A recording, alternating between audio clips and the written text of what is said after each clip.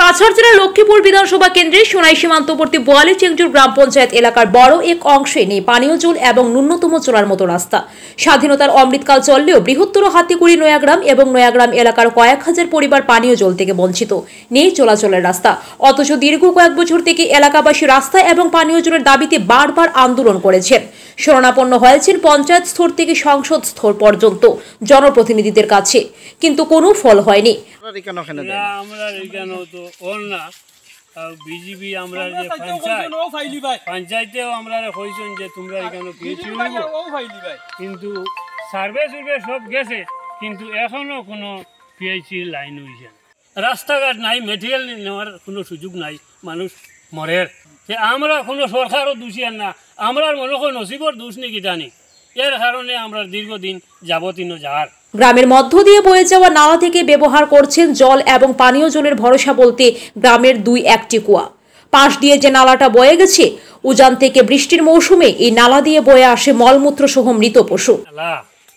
এই নালাটার উপরে 3-4টা পুঞ্জি আছে, একটা রংমাই পুঞ্জি, 3টা খাসিয়া পুঞ্জি, কিন্তু এটা তারা সম্পূর্ণ লেট্রিন আছে এই ফাড়র জুড়িত।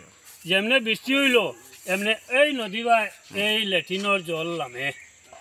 এই জল আমরা হাতিকুড়ি গ্রান্টে এই মুসলিম পাড়ার মানুষে জল খাইয়া স্নান করিয়া খাজলি হইয়া অনেক মানুষ মারা যায়, কিন্তু এটা কোনো সরকারে খবরান্তর আজ দিন পর্যন্ত লইছে না।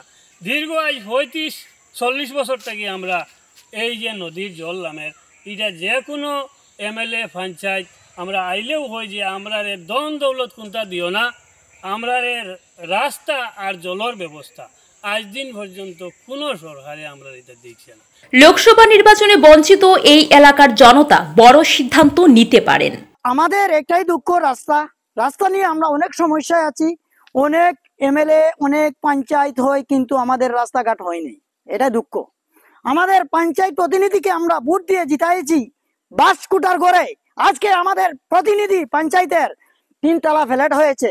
স্যার কি বলবো, আমাদের মনের দুঃখ, আমাদের পঞ্চায়েত যদি মনে করতে যে আমাদের রাস্তাটা এই মুসলিম পাড়া বাগানের রাস্তাটা বানিয়ে দিই, অনেক লাভ হবে। আমি ওনাকে বলেছিলাম একদিন ওনার বাসায় যে কাকু আপনি দয়া করে রাস্তাটা বানান, আপনার বহুত লাভ হবে, কিন্তু আমাদের পঞ্চায়েত বানায়নি। অনেক এই সেকশনের ভিতরে কাজ করেছে। এই রাস্তার উপরে 3-4টা গ্রাম রয়েছে, চেংজুর, এটা হাতিকুড়ি, গোয়ালি, এই মাছকাল, মণিপুরি বস্তি, এই এদিকের মানুষ এই রাস্তায় আসা যাওয়া করে। এই আমার 1 নম্বরই আমার চেংজুরের ছাত্রগুলান এদিকে শর্টকাট হাই স্কুলে যায়।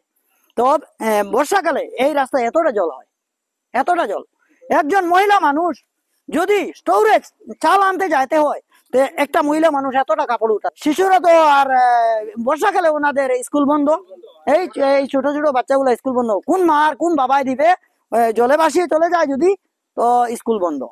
আমাদের স্কুল আছে এখানে পাশেই আছে, কিন্তু স্কুলটা বর্ষাকালে বন্ধ থাকে।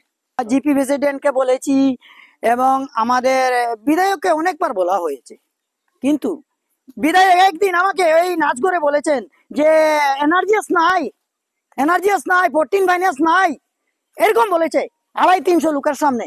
আমি খুব লজ্জিত হয়েছি, আমার গ্রামের মানুষ পেয়েছিল এই রাস্তাঘাটের ব্যাপারে, কিন্তু আমাকে এরকম জবাব দিয়েছে।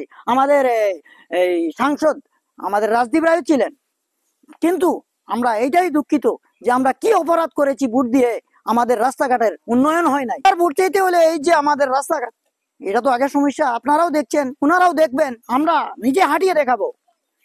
এইটা আগে পূর্ণ করেন, যে পূর্ণ করবে ওনাকে ভোট দিব আমরা।